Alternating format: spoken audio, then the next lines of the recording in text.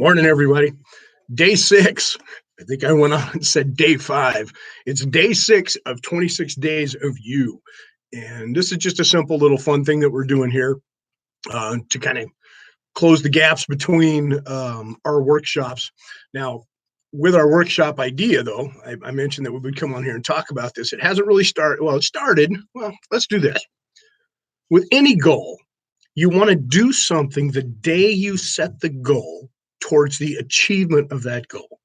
So when I told you yesterday on the workshop for law of attraction to wait till Sunday, which would have been 2 days to start, it's kind of going backwards, right? So let's do this.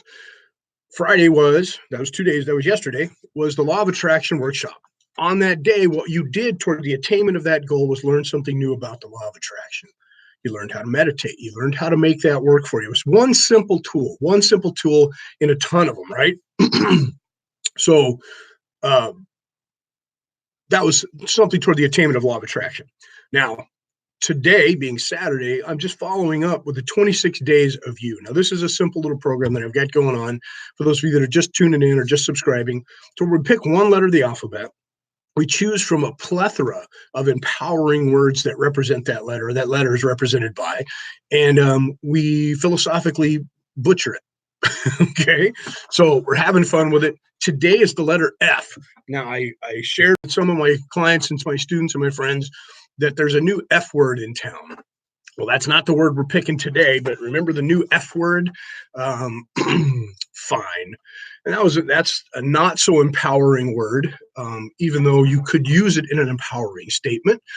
Fine kind of sets us, everything's kind of whatever. We're here, we're complacent. That fine is the death of growth, in my opinion. It could be anyway. So it's not fine. Did you guess what it is? I'm curious to how this works up here. When people log in, I see boom, somebody's watching and then it disappears. Boom, I wonder if they go away, if I scare them, or if you guys just more people chime in. I don't know. Anyway, so today is day 6, not day 5 of 26 days of you. The letter is F. Let's review the couple of the other letters real quick. A was action. The first day was action. I wanted you to take action toward the betterment of your life on the first day. Okay. B was believe. Now, believe, not belief. We had a whole workshop on beliefs. It's a fantastic workshop. It's probably one of the most important things you could ever do for yourself is to work on and change your beliefs, make them strong.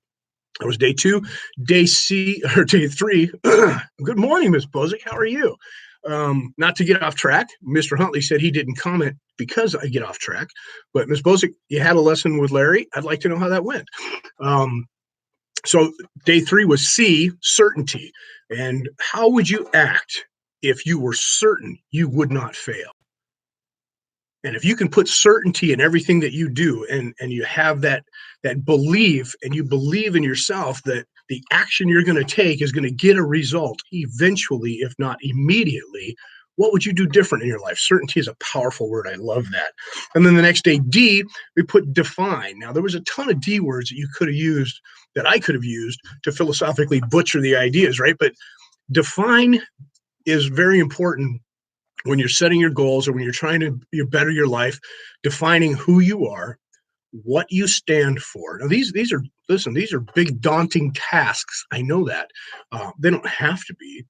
But really, when you ask somebody to tell you who they are, the knee-jerk answers become usually what they do. Well, I am a teacher. I am a philosopher. I am a cook. I'm a mechanic. I'm a doctor. That's what you do.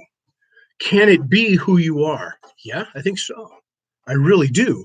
But I think the knee-jerk reaction needs to go deeper than that. So defining who you are, then defining what you're after and why you want it. And that could be changing the world. Why do you want to change the world? Well, because things are terrible. No. Don't focus on terrible stuff. I want to change this because it's terrible. No, they're giving attention to the terrible. I want to change this because I know if living when I get to that what my change is going to be fantastic. That's why I want to change it. Now, when I keep saying no, don't let me tell you how to live your life. That's not what this is about. I just know that if you focus on the negative and you give energy, that's what you're going to get. So, and I've said it before, here's a good example. If you want world peace, you don't focus on anti-war, right? You don't. If you want to stop drug abuse, you don't focus on the drug abuse part. You focus on what you can do to change it and not eliminate it. That's not changing it. What you can do to help people create new habits, right? All right, enough of the preaching stuff. So today is the letter F. What do you think it is? Got one in your head? There's some good ones, right? F it. No, that's not. There's a whole meditation on that I found out. Faith. And since I'm a Journey tribute singer at times, right? Faithfully. No, but I will put that video up here. Got it? Fearless. Nancy Bozick, as a matter of fact, honey, you came to mind when I wrote the word down this morning. Fearless. There was something you had done a little while ago. I think the campaign had something to do with being fearless. And I always think of you and some of my other little lady warriors that I have here, and, and my wife and her goals, and how you can just be fearless when you're adamant. There are moments when I see people who I consider fearless, and I consider myself pretty fearless. I'm not afraid of anything, except being afraid of something. I'm afraid I forgot that. Anyway, fearless. I see people who I consider fearless at times, and what I mean by that is there's certain moments in everyone's life, I would imagine, to where you just need extra strength. You need that extra somebody behind you holding you up, or helping you move forward, or even in front of you, plowing the way, whatever it is. It doesn't mean you're not fearless. It just means sometimes you get weary, right? Sometimes we get, you're fearless and you're moving forward, but the mind is willing, the body's not able, or vice versa. The body's still willing, and the mind is just slowing down a little bit. And we all need that injection of a new renewed attitude, or a new renewed being.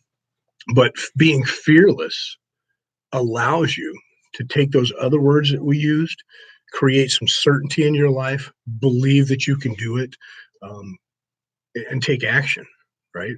And move forward.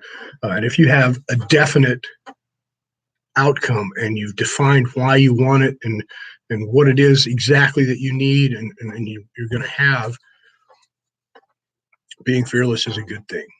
All right. So can we teach people to be fearless without being arrogant, pushy, or off-putting? Here's another word. Can we teach people to be fearless? Wow. We're going to need to define fearless. Is fearless taking action without regard or a blatant disregard for potential or possible outcomes? Is being fearless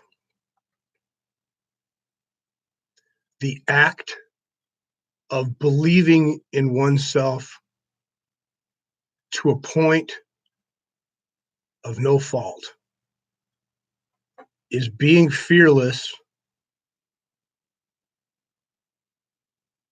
the thought that righteous action will always follow honest effort? Those are off the top of my head. I'm going to go back and listen to them, write them down. I'm going to say yes to all of them.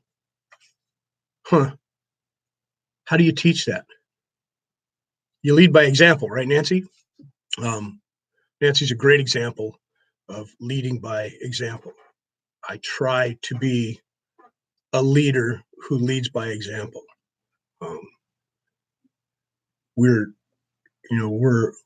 We're not the sum of our words, even though I have a ton of words. We are illuminated by our actions and the actions of others, right? I hate to say judged, but okay. I think that's good. It's fearless. Go out and be fearless. The E. Oh, did I forget E? I did forget E, didn't I? No. Empower. Empower. I did forget E. I'm like, what did I tell you yesterday? I told you to go out and tell people, hey, how are you? I'm empowered. That's how I am. Today, you can go out and tell people you're fearless. Hey, how are you? I am fearless. Uh-huh. I'm going to use that one. Okay, so I picked a meme. I told you guys I would look at memes or whatever those little blurbs are that come up on social media where people have these quotes and things. There's a ton of great ones out there. The Michigan Masonic Charitable Foundation always posts some good ones. This one's not theirs, by the way. This comes from another martial artist. And I read it. It was the first one I saw. I said, let's talk about that real quick, and then I'll get off of here. And then I went, wait a minute. I'm not really sure I agree with the whole thing, but here it goes. The goal is to die with memories, not dreams. I get it, right? The goal is to die with memories, not dreams. You've heard the statement or in the conversation where, people on their deathbed, their number one regret isn't, oh, I wish I worked more, or, oh, I wish I'd spent more time at the office, or I'd spent more time over here. I spent more time dreaming. What are the regrets, if any, when people die? Well, you want to move to the next energy level without any regrets, but I think that's kind of impossible. But I don't know if the goal is to die. I think the goal is to live and create memories, not dreams. So how's that? The goal is to live fulfilling or creating memories, not dreams. And people used to ask me of life. And what is it, 44? I don't know. But along inside the number hidden in a mathematical equation, is it 44? Well, maybe I did the math wrong, but inside that mathematical equation, the secret to life, the meaning of life, the secret to life is asking good questions. The meaning of life is memories. Life is an accumulation of memories. Once the moment has happened and is gone, it is a memory, and it is life. It is what you exist. If you live for tomorrow, 42. See, I did the math wrong. If you live for tomorrow, what's going on today? Don't forget about tomorrow, and definitely don't forget about yesterday. Live in the moment, but once it's gone, once it happens, it's a memory. I love this philosophy because it's a conundrum, and like the consciousness, it's one of those conversations that I have yet to reach the bottom, top, or even side of. Consciousness. Don't get me started on consciousness. I love that concept. And the same thing with the meaning of life. Do you live for tomorrow? Let me ask you this. You answer me. Good morning, by the way. Good morning, sir. Do you live for tomorrow? Do you live for today, or do you live in your yesterday? If life is a collection of memories, we're living in yesterday. Yesterday was great. It's fantastic. Oh, I remember this.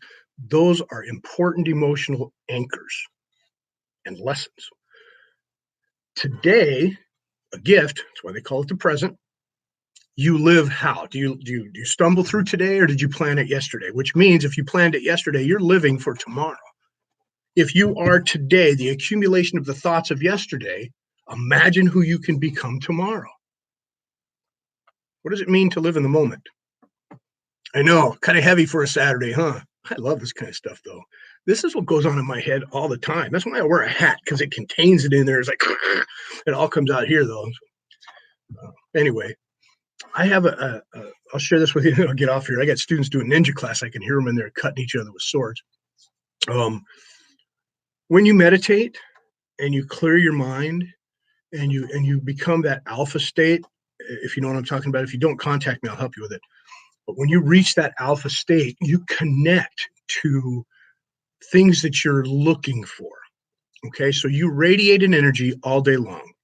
That energy is questions and ponder. If you're any type of a student at all, and the people that are, Nancy and Andre, you guys are incredible students, so I know this happens to you. You help people, you live through people, you're empathetic at times, you're sympathetic at times, but you're empowering to other people, you give of yourself. That whole time, that whole connected energy, follow me here for a minute because this is amazing. The whole connectedness of energy leaves unanswered pathways. When you meditate, if you have a hard time quieting your mind, it's that reason. It's not a bad thing. As an empowering person, as a teacher, as a helper, as a healer, all day long, when you share and you do that and you gather and you're actually creating new questions for yourself. Follow me, and I'm right. You create those new questions for yourself, even if you don't ask them out loud or you forget to write them down. The questions are out into the universe. What you think about becomes reality, becomes your real motion.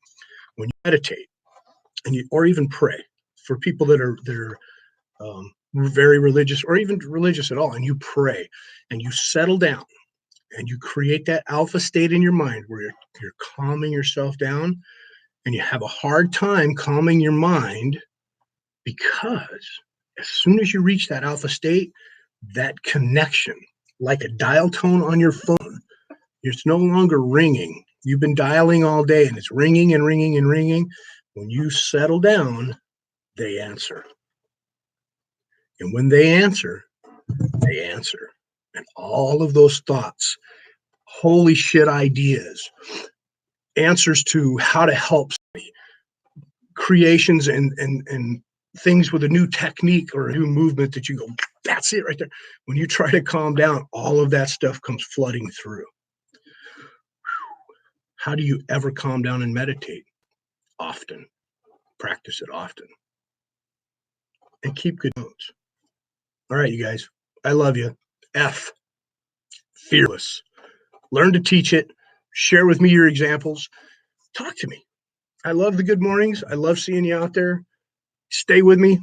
If you haven't subscribed, subscribe to the channel. If you like it, give me the thumbs up. It really helps. Click that thumbs up. It helps with the YouTube channel. It helps me create and grow. They do special things for us when that happens. So, all right, you guys. I will see you tomorrow, first day of the week, and I'm calling it October already. So I'm calling it October already on Sunday. So happy fall, right? Man, I love this time of year.